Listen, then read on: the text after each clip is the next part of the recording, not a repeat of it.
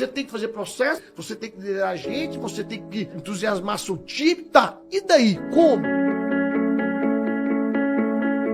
No sítio, eu começava a vender mexerica na porta da faculdade, aprendendo. Aí devagarinho vim para São Paulo, vim para 25 de março para acelerar.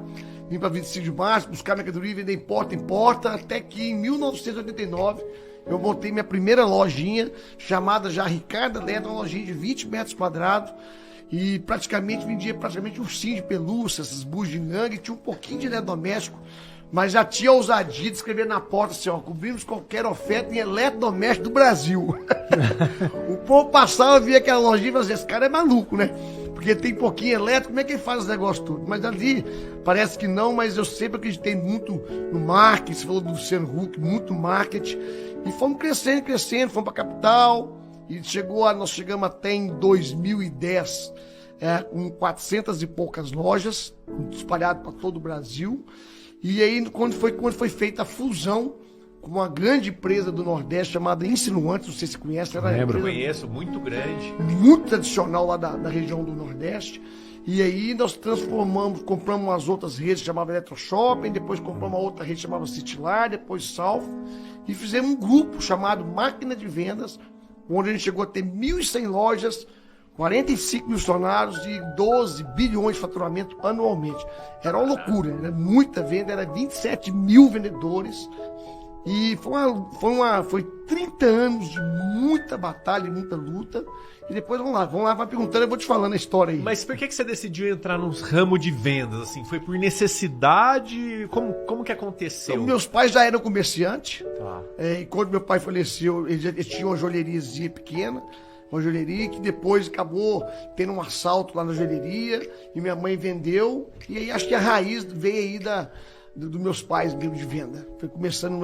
E eletrodoméstico foi porque eu vinha para São Paulo, na 25 de março, e tinha uma lojinha que chamava Comercial Eduardo, que vendia eletrodoméstico. E aí eu comecei a perceber aquele ramo e gostei e fui adquirindo conhecimento até montar a primeira lojinha para empreender nesse país. Eu vejo assim, tua história, cara, você é um cara que realizou muito perto das dificuldades que a gente enxerga hoje dentro do Brasil. Um dos maiores problemas do Brasil é a logística. É um dos maiores problemas. Se comparar nosso sistema de logística com qualquer sistema de logística americano, você já sabe como que é a realidade lá. Então, eu enxergo isso uma história brilhante, assim. Foi muito trabalho, 30 anos de muito trabalho. Ricardo, mas tem um negócio que a gente nunca esquece, eu nunca vou esquecer. O Gustavo, eu tinha 28, você tinha uns 25 anos de idade. A gente fez nosso primeiro 1 milhão. Quando foi que você fez seu primeiro 1 milhão? Que você fala, cara, primeiro 1 milhão. Você lembra disso? Foi em 1996, quando eu montei a loja na capital. Eu lembro que nós vendemos o primeiro 1 milhão e fazia continha. Falei, opa, o negócio começou a engrenar. Aí começou realmente a acontecer. Foi depois de uns 7 anos que eu já tinha montado a loja. Foi a filial 10, nossa, 10 lojas que eu já tínhamos mesmo. Show de bola. E vamos falar um pouquinho do Guinness Book? Como foi essa história aí? Conta pra gente. Guinness Book é interessante. As pessoas sempre me perguntam, Gustavo e Reinaldo, assim, cara, como é que faz pra vender mais? Porque me vê muito com esse negócio de vendedor, né? Eu sou muito louco com vendas, sou louco com vendas mesmo. Eu acho que se você vende na empresa, 90% dos problemas estão resolvidos. As pessoas focam muito em muita coisa, mas eu acho que tem que focar muito em venda, né? E aí surgiu porque, na verdade, eu sempre quis criar um gatilho para vender mais. E foi quando foi em 2014, as vendas tinham caído muito por causa daquele problema do impeachment da Dilma, aquela confusão e insegurança no país. Aí eu criando gatilho de venda, gente, eu estava em casa, minha esposa me entregou um livro do Guinness Book, e quem sabe, você acha que tem alguém que fez... Tem algum vendedor que fez o recorde de venda? Aí eu fui ver, tinha um americano que tinha feito 600 vendas em 12 horas de carro.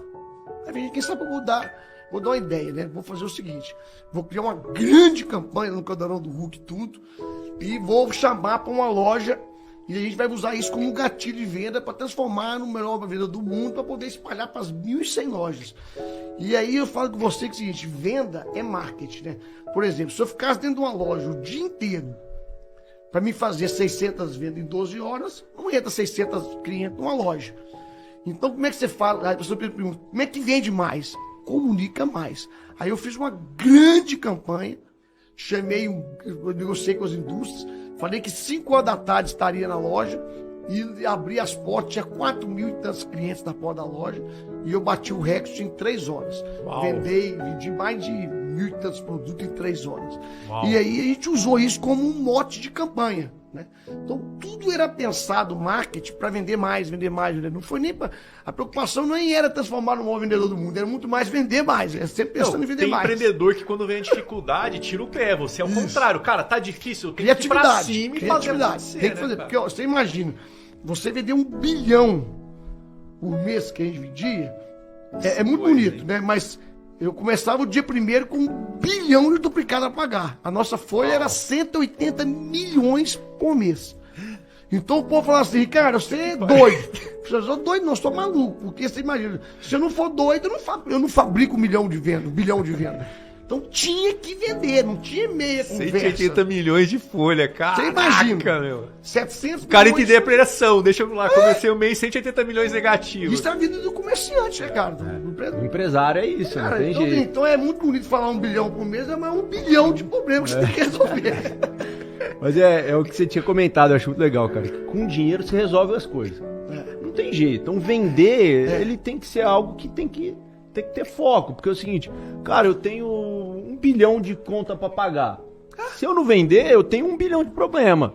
Agora, se eu estiver faturando, A coisa vai. eu vou dar um jeito. Você vai corrigindo as Eu vou torneirinhas. arrumando. A margem você corrige ali. Claro, Agora, se você não vender, você não faz nada. Você não pode fechar o olho. É. Eu vou só vender, não. Você tem que pensar, cara, eu tenho problema? Tenho. Mas é mais fácil eu resolver esse problema com dinheiro do que sem dinheiro. Mas- Eu preciso contratar um cara bom, eu preciso fazer não sei o que, eu preciso melhorar a logística, eu preciso de caminhão, eu preciso de sistema. Só consegue resolver isso com grana. Gustavo, eu falo que uma empresa é como vocês dois aqui. Não é à toa que vocês estão onde vocês estão. Tem que ter uma cabeça pensante e alguém que executa. É um corpo. Tem a cabeça e o corpo. Se tiver só quem pensa e não tiver quem executa, a empresa não vai.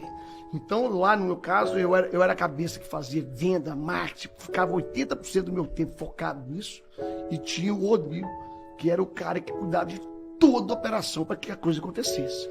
Se não tiver os dois, cara, é difícil a empresa ir para frente. Não tem importância você ser o corpo, ser a cabeça, mas tem que ter quem pensa e quem executa. Porque você fazer a coisa acontecer, né, Reinaldo? Você pensar, raciocinar, fazer venda, fazer gatilho de venda 24 horas para vender 1 bilhão, gasta muito tempo, gasta muita energia, liderar essa equipe de venda. Então tem que ter alguém também que executa. Então, falando de cultura de vendas, como que você conseguiu implantar essa cultura de venda, de sangue no olho dos seus colaboradores? Cara, se pudesse dar uma dica pro pessoal aí. Não, eu criei uma política chamada É Proibido Perder Venda. O que é essa política? É uma cultura. Todo negócio tem várias coisas que você põe a água assim, sai pela mão, várias pontas que você perde venda. Você perde venda para o vendedor, você perde venda para o marketing mal feito, você perde venda por não ter a pessoa que faz a autonomia do preço na hora certa. Você perde. Então, assim, eu mapeei tudo que eu fazia. Por isso que eu ia para o ponto de venda, sentir o cheiro do e ali eu começava a perceber o quanto as pessoas, inclusive quando a empresa vai crescendo, quantas a área administrativa vai travando a venda. Vai travando uma venda, vai travando outra, e eu ia destravando essa venda, criando sistema para que a venda não perdesse nenhuma venda. Quer ver um exemplo? Fala um exemplo. 15% das nossas vendas, por exemplo, é o seguinte: o cliente ia comprar um produto e falar, ó, eu quero que você receba na minha casa. Né? E aí a empresa estava com 1.000 e tantas lojas.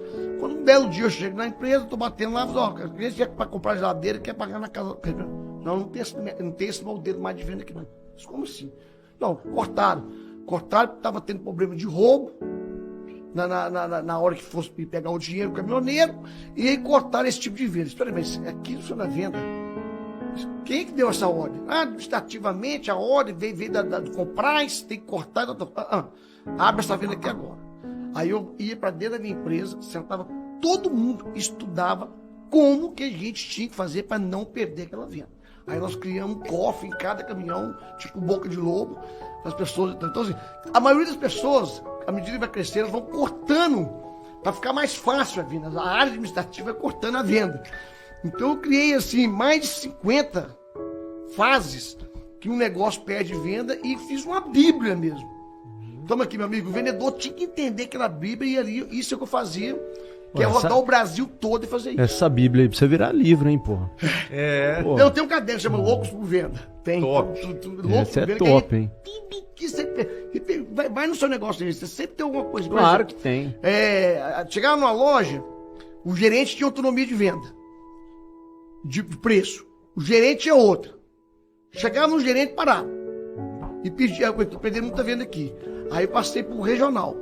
Então a gente via a margem do regional, para não perder aquela venda. Se o regional tivesse a margem dele equilibrada, ele podia provar.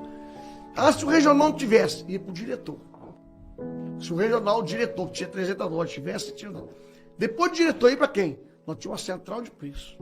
Que aí ia para a central de preço, para não perder nenhuma venda, que aí ali tinha uma central que analisava todo o mercado, via a margem da empresa inteira e falava, pode fazer essa venda. Então eu fui criando camadas. Então, assim, milhares de coisas que eu criei para não perder venda.